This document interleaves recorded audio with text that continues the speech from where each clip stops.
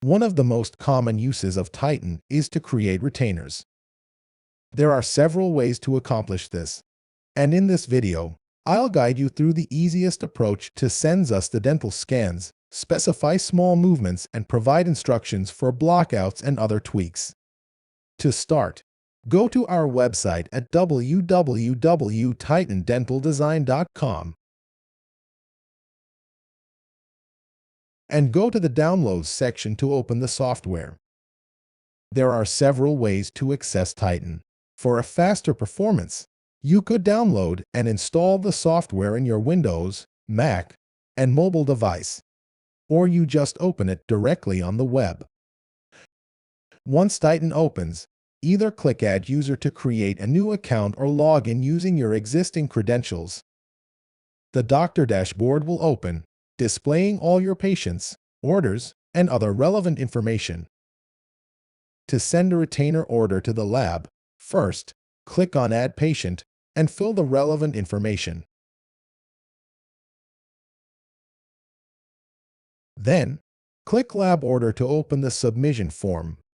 Now select a dental scan by using the Atero integration, or locate the scan files on your device.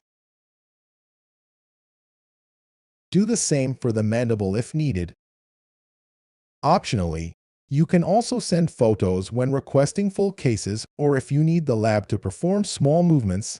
Now, instruct the lab what you want from each charge. For example, you may want active retainers with limited movements in the maxilla, but passive retainers for the mandible. Then, let us know how many active and passive retainers you need.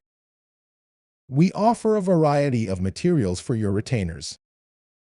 By default, we suggest using 0.30 thickness for active retainers and 0.40 thickness for passive retainers, as the latter material is slightly stronger.